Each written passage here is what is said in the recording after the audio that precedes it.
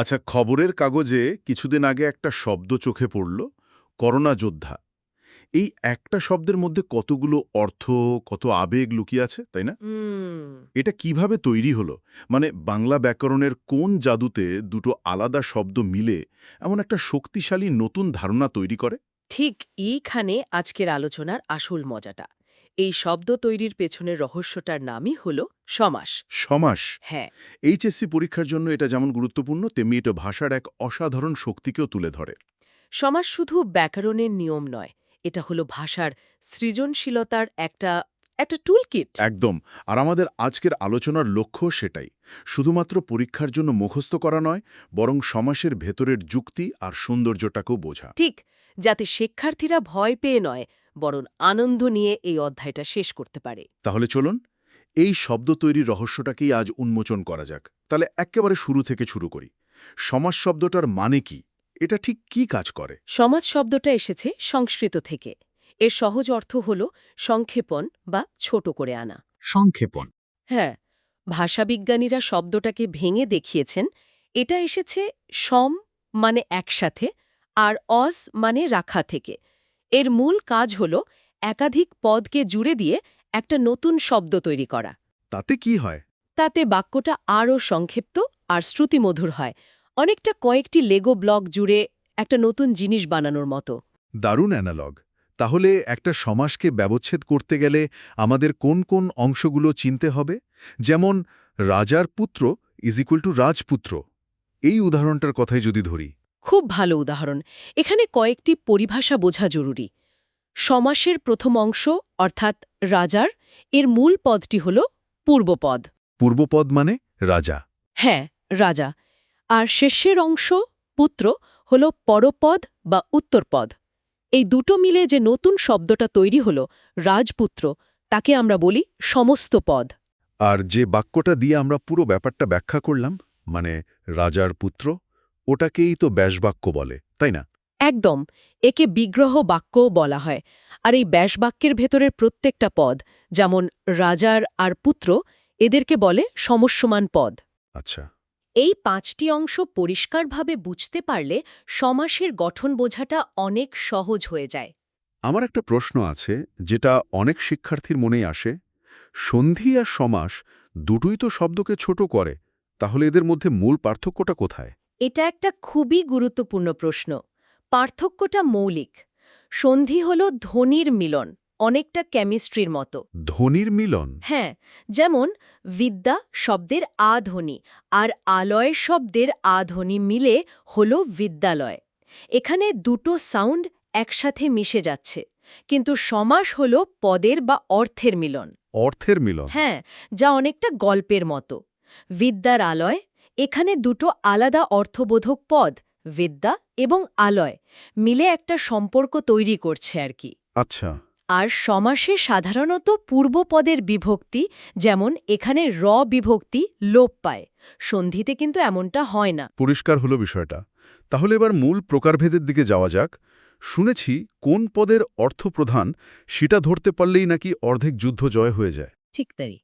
এই অর্থ প্রাধান্যের উপর ভিত্তি করেই সমাসকে প্রধানত ৬ ভাগে ভাগ করা হয়: দ্বন্দ্ব, তৎপুরুষ, কর্মধারয়, বহুব্রীহি, দ্বিগু আর অব্যয়ীভাব।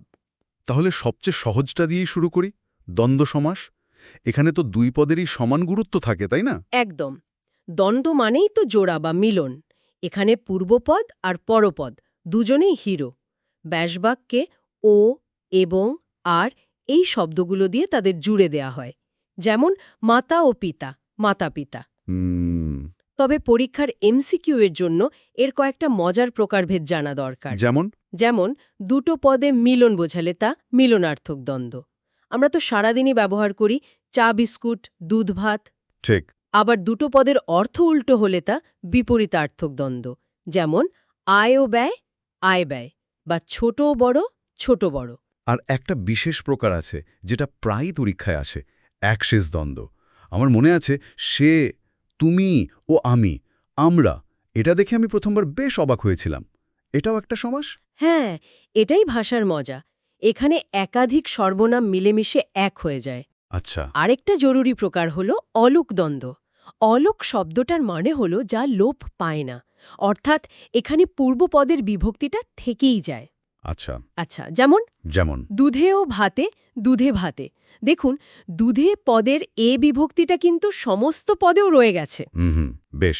দ্বন্দ্ব সমাস তো তাহলে বেশ সোজাসাপটা, কিন্তু এরপর যে সমাসটা আসে তৎপুরুষ, সেখানেই অনেকের সমস্যা শুরু হয়। তৎপুরুষের মূল খেলাটা হলো বিভক্তি নিয়ে।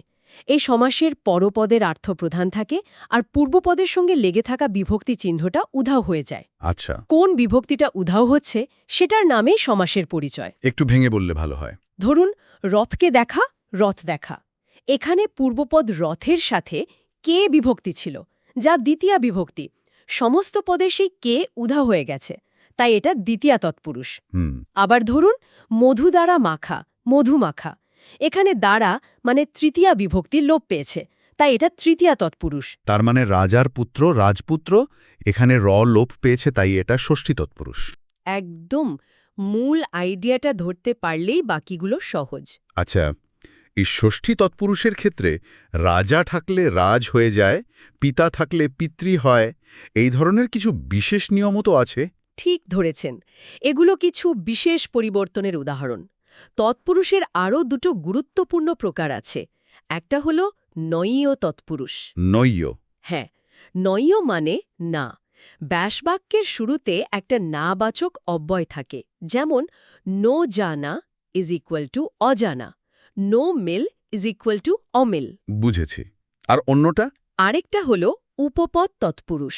এই উপপদ তৎপুরুষের সংজ্ঞাটা একটু কঠিন লাগে। কৃদন্ত পদের সঙ্গে উপপদের সমাস। সহজ করে ভাবা যাক, বাংলা ভাষায় এমন কিছু শব্দাংশ আছে যারা একা একা কোনো অর্থ তৈরি করতে পারে না, অন্যের ওপর নির্ভর করে। যেমন কর মানে যে করে, চর মানে যে চড়ে। মানে যা জন্মায়। ঠিক, এদের বলে কৃদন্ত পদ। এদের আগে যখন একটা বিশেষ্য বসে, তখন একটা সম্পূর্ণ অর্থ তৈরি হয়। যেমন পঙ্কে জন্মে যা ইজ ইকুয়াল টু পঙ্কজ, বা জলে চড়ে যা ইজ ইকুয়াল টু জলচর। এটাই উপপদ তৎপুরুষ। আচ্ছা, কর্মধারয় আর তৎপুরুষ দুটোতেই তো পরপদের অর্থপ্রধান, তাহলে এদের আলাদা করব কিভাবে? খুব ভালো প্রশ্ন। তৎপুরুষে আমরা দেখেছি বিভক্তির খেলা, কিন্তু কর্মধারয়ে খেলাটা হয় বিশেষণ আর বিশেষ্য কদের মধ্যে। বিশেষণ আর বিশেষ্য? হ্যাঁ, এখানে সাধারণত একটি পদ অন্য পদের দোষ, গুণ, অবস্থা বা সংখ্যা বোঝায়। যেমন নীল যে উৎপল, নীলোৎপল। এখানে উৎপল মানে পদ্ম, একটি বিশেষ্য, আর নীল তার বিশেষণ। হুম, আর এদের মধ্যে একটা তুলনা বা বর্ণনা করার সম্পর্ক থাকে। কর্মধারয়ের 4টি উপপ্রকারভেদ পরীক্ষার জন্য সবচেয়ে গুরুত্বপূর্ণ। আচ্ছা, প্রথমটি হল মধ্যপদ লোপী কর্মধারয়। নাম শুনেই বোঝা যাচ্ছে, ব্যাসবাক্যের মাঝখানের পদটা লোপ পেয়ে যায়। ঠিক। আমাদের সেই প্রথম উদাহরণটা, সিংহ চিহ্নিত আসন, সিংহাসন। এখানে চিহ্নিত শব্দটা মাঝখান থেকে হাওয়া হয়ে গেছে। স্মৃতি রক্ষার জন্য সৌধ, স্মৃতিসৌধ, এটাও তো একই রকম। একদম।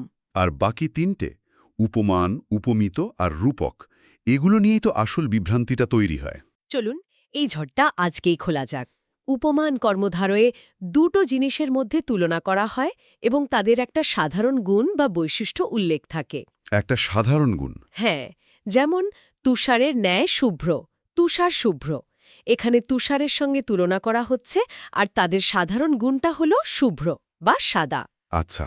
অন্যদিকে উপমিত কর্মধারয়েও তুলনা থাকে, কিন্তু কোনো সাধারণ গুণের উল্লেখ থাকে না। দুটোই বিশেষ্য পদ হয়, যেমন পুরুষ সিংহের ন্যায় পুরুষ সিংহ। এখানে পুরুষ আর সিংহ দুটোই বিশেষ্য। ঠিক, তাদের সাধারণ গুণ যেমন বীরত্ব, সেটা উজ্জ্ব আছে। আমার একটা সহজ কৌশল জানা আছে, যেটা দিয়ে উপমান আর উপমিত চেনা যায়। তাই নাকি? বলুন তো। সমস্ত পদটা যদি বাস্তব জগতে সত্যি হয়, তাহলে সেটা উপমান। যেমন তুষার আসলেই শুভ্র। ঠিক। আর যদি সমস্ত পদটা কাল্পনিক বা আরোপিত হয়, তাহলে উপমিত। যেমন কোনো পুরুষ আক্ষরিক অর্থে সিংহ হতে পারে না। চমৎকার কৌশল, এটা শিক্ষার্থীদের জন্য খুবই কার্যকর। তাহলে রূপকটা কি? আর সবশেষে আছে রূপক কর্মধারয়, যেখানে তুলনাটা এতই গভীর যে উপমান আর উপমেয়কে অভেদ বা একই জিনিস কল্পনা করা হয়। অভেদ কল্পনা? হ্যাঁ, এর ব্যাসবাক্যে চেনার সহজ উপায় হল রূপ শব্দটা থাকে। যেমন মন রূপ মাঝি ইকুয়ালস টু মন মাঝি। এখানে মনকে মাঝির সাথে তুলনা করা হচ্ছে না, বরং মনকেই মাঝি হিসেবে কল্পনা করা হচ্ছে। বিষাদ রূপ সিন্ধু ইকুয়ালস টু বিষাদ সিন্ধু, একই ব্যাপার। কর্মধারয় আর তৎপুরুষ দুটোতেই আমরা দেখলাম পরপদ অর্থপ্রধান। কিন্তু এমন কি কোনো সমাস আছে যেখানে কোনো পদেরই দাম থাকে না, বরং সম্পূর্ণ নতুন একটা অর্থ তৈরি হয়? আছে তো। আমার ধারণা বহুব্রীহি সমাসের খেলাটা ঠিক এখানেই। একদম ঠিক জায়গায় ধরেছেন। বহুব্রীহি সমাস একটা সারপ্রাইজ প্যাকেজের মতো। এখানে পূর্বপদ বা পরপদ কারোর অর্থই প্রধান থাকে না, তারা দুজন মিলে তৃতীয় বা সম্পূর্ণ ভিন্ন একটা অর্থ প্রকাশ করে। দারুণ। এর নামের মধ্যেই সংজ্ঞাটা লুকিয়ে আছে। বহুব্রীহি মানে ধান আছে যার। এই বাক্যটা দিয়ে ধান বা তার পরিমাণকে বোঝায় না, বোঝায় একজন ধনী ব্যক্তিকে। এটাই বহুব্রীহির মূল জাদু। তাহলে পরীক্ষার জন্য এর কোন প্রকারভেদগুলো বেশি জরুরি? কয়েকটা প্রকার খুব ভালোভাবে মনে রাখতে হবে। যেমন সমানাধিকরণ বহুব্রীহি, যেখানে পূর্বপদটা বিশেষণ আর পরপদটা বিশেষ্য হয়। যেমন হত হয়েছে শ্রী যার ইকুয়াল টু হতশ্রী, মানে হতভাগ্য ব্যক্তি। আচ্ছা। আরেকটা হল ব্যাধিকরণ বহুব্রীহি, যেখানে দুটো পদই বিশেষ্য। যেমন শুল পানিতে যার ইকুয়াল টু শুলপানি। এখানে শুল বা পানি মানে হাত না বুঝিয়ে শিবকে বোঝানো হচ্ছে। আর ব্যতিহার বহুব্রীহি তো বেশ মজার। এখানে একই ক্রিয়ার পুনরাবৃত্তি বা একে অপরের সাথে কিছু করা বোঝায়। ঠিক। যেমন হাতে হাতে যে যুদ্ধ, হাতাহাতি, বা কানে কানে যে কথা, কানাকানি। কি দারুণ একটা ছবি তৈরি হয়, তাই না? পুরো একটা দৃশ্যকল্প একটা শব্দে ধরা আছে। এটাই তো ভাষার মজা। এছাড়াও আছে নজ্য বহুব্রীহি, যা না বোধক অব্যয় দিয়ে শুরু হয় এবং কোনো ব্যক্তিকে নির্দেশ করে। যেমন নেই জ্ঞান যার ইকুয়াল টু অজ্ঞান, মানে জ্ঞানহীন ব্যক্তি। আচ্ছা। এখানে নং তৎপুরুষের ন জ্ঞান সাথে পার্থক্যটা খেয়াল করতে হবে। নং তৎপুরুষে অজ্ঞান মানে জ্ঞানের অভাব, একটা ধারণা। কিন্তু নং বহুব্রীহিতে অজ্ঞান মানে একজন ব্যক্তি যার জ্ঞান নেই। এখানেই তো আসল প্যাঁচটা। আর ঠিক এমনই আর একটা বিভ্রান্তির জায়গা হলো সংখ্যাবাচক বহুব্রীহি আর দ্বিগু সমাস। হ্যাঁ, এটা চিরকালের দ্বন্দ্ব। দুটোতেই শুরুতে সংখ্যা থাকে, কিন্তু পার্থক্যটা খুব সহজ।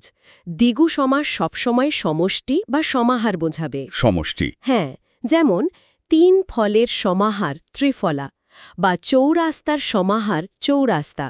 এটা একটা কালেকশন বা গ্রুপ। কিন্তু সংখ্যাবাচক বহুব্রীহিতে শুরুতে সংখ্যা থাকলেও সেটা কোনো সমষ্টি না বুঝিয়ে নির্দিষ্ট কোনো ব্যক্তি বা বস্তুকে বোঝাবে। যেমন ১০ আনন যার, দশানন, মানে রাবণ। একদম।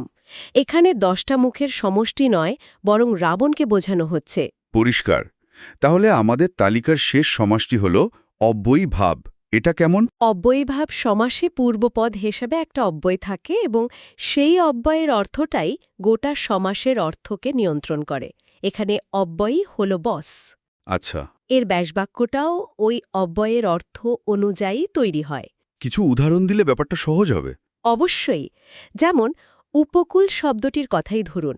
এখানে উপ অব্যয়টি সামীপ্য বা কাছাকাছি অর্থ প্রকাশ করে, তাই এর ব্যাসবাক্য হয় কুলের সমীপে। আচ্ছা।